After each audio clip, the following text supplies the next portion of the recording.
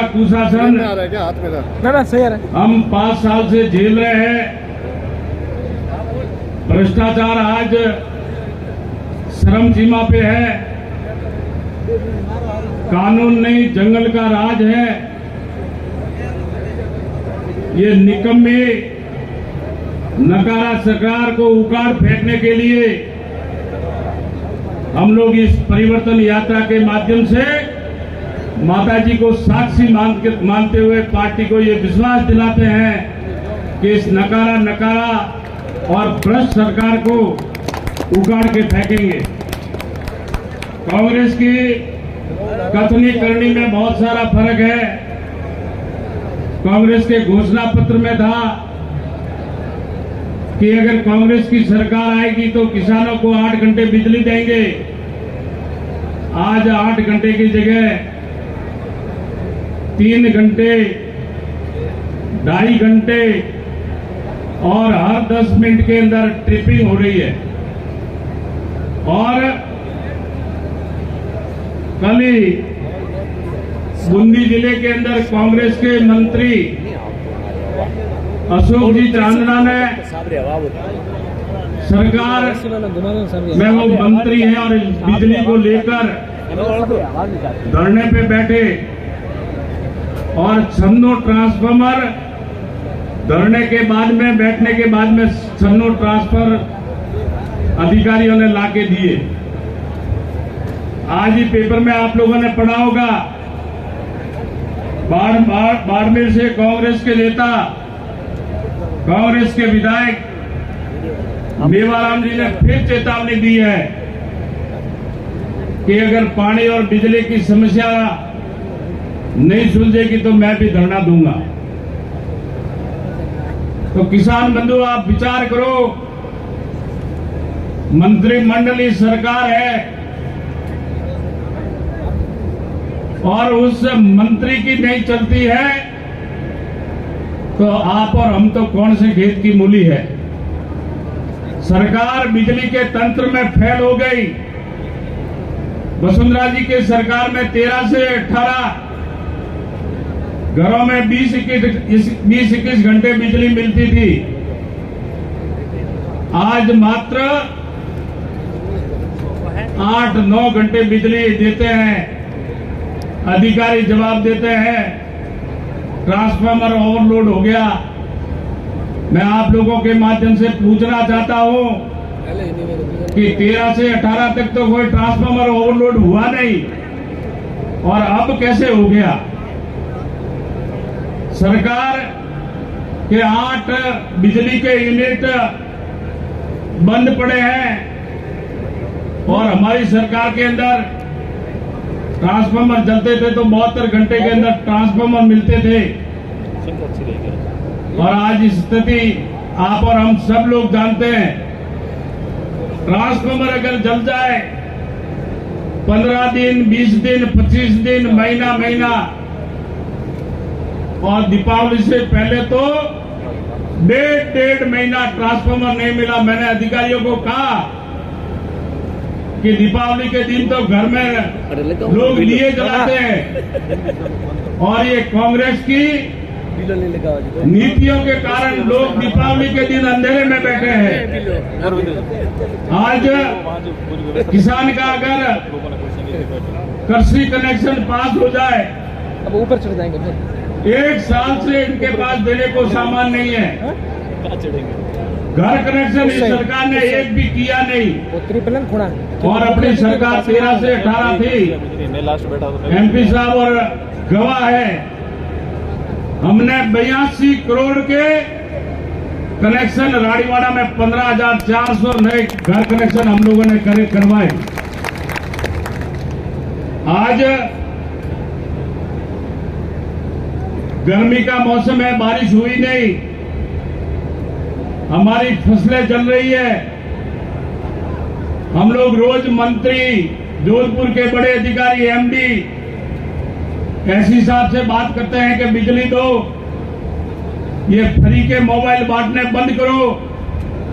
ये आप 24,000 करोड़ के मोबाइल बांट रहे हो, उसके बदले में किसान को बिजली दो। तो किसान 2 बोरी बाजरी या अनाज बेच के मोबाइल ले आएगा। तो हमारा करोड़ों करोड़ों का नुकसान करने पर ये सरकार तुली हुई है। और इस गर्मी के समय में भरी दोपहरी में लाइट कटती है, शाम को हमारे घरों में खाने के समय लाइट कटती है। हमारे घरों में बुजुर्ग होते हैं, बच्चे होते हैं, अब वो घर में कैसे रहते हैं। मैं कई बार अधिकारियों से कहता हूं कि अगर आपके घर में 4-5 घंटे लाइट कट गई तो सोमराव मैम साहब रोटी नहीं दे। मैं गाँव और माए भी लोग हों, जानवर नहीं हो। तो ये सौतेला व्यवहार राजस्थान की जनता, रानीवाड़ा की जनता नहीं सहेगी। और अब साथियों, इस सरकार का राजेंद्र जी गुड़ा मंत्री कहते हैं कि एक फॉर्च्यूनर बैठने लायक एमएलए हम जीत के जाएंगे। ये राजस्थान की जनता ने तय कर लिया है। आज बिजली पूरे देश में सबसे ज्यादा महंगी बिजली राजस्थान में है। आप ये घोषणा तो बहुत कर रहे हैं, जादूगर हैं अशोक जी। 2018 का बिल और अभी का बिल आपका कंपैरिजन कर लेना। ये खाली थोती घोषणा है। 58 पैसा सरचार्ज के नाम से हमारे पास 5.25 साल इन्होंने वसूल किया। और अभी चुनाव आया तब इनको वो सरचार्ज याद आया कि माफ करना पड़ेगा। वसुंधरा जी ने जो पिछली सब्सिडी आप लोगों को दी थी, इन्होंने 4.5 साल वो सब्सिडी भी हजम करने का काम इस कांग्रेस की सरकार ने किया है। इसी तरह से मैं आपको सरकार के भ्रष्टाचार की बात करूंगा। आज सरकार पूरी की पूरी भ्रष्टाचार में डूबी हुई है। गांव में एक छोटा अधिकारी कर्मचारी हो या बड़े से बड़ा अधिकारी कर्मचारी हो, बिना पैसे कोई काम करना चाहते नहीं है। और इनके विधायक, कांग्रेस के विधायक मंत्रियों के ऊपर भ्रष्टाचार के आरोप लगाते हैं।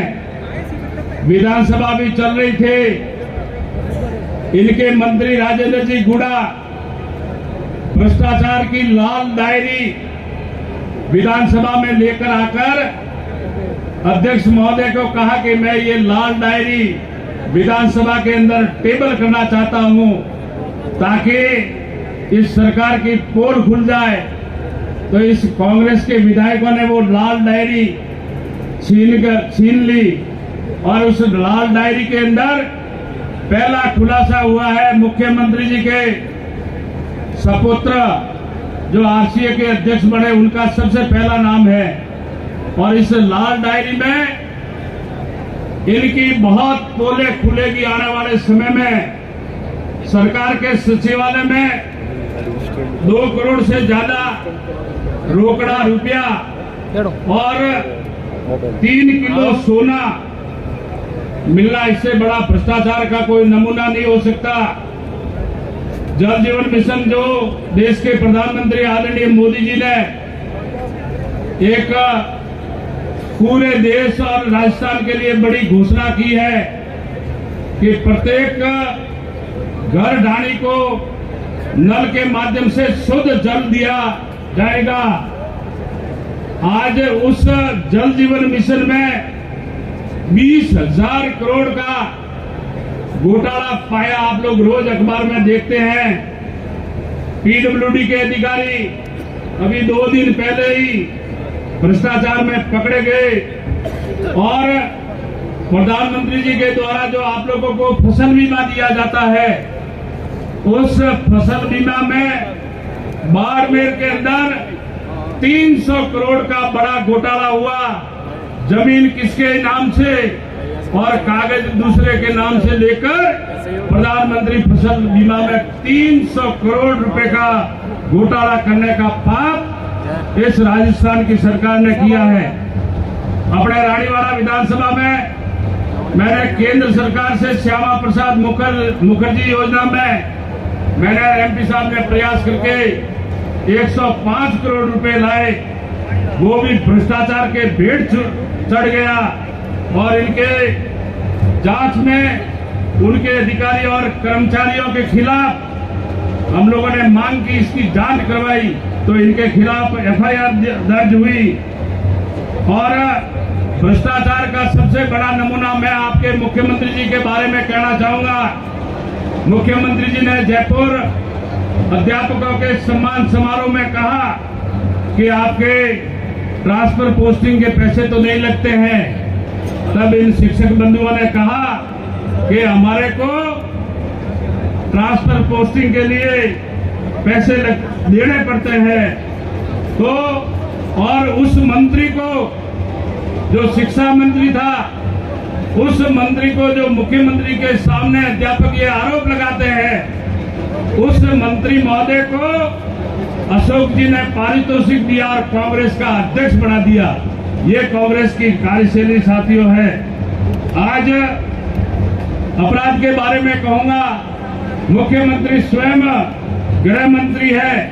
आज देश में राजस्थान अपराध पे 1 नंबर पे है। आज राजस्थान बलात्कार के मामले में पूरे देश में 1 नंबर पे है। इस राजस्थान के अंदर रोज 16 से 17-18 बलात्कार होते हैं और इनका मंत्री विधानसभा के अंदर ये बोलता है कि बलात्कार होना राजस्थान में कोई नई बात है, ये तो मर्दों का प्रदेश है। हम लोगों ने विधानसभा के अंदर मंत्री से ये कहा कि ये राजस्थान की नारी का अपमान हम सहन नहीं करेंगे, आपको सार्वजनिक माफी मांगनी चाहिए।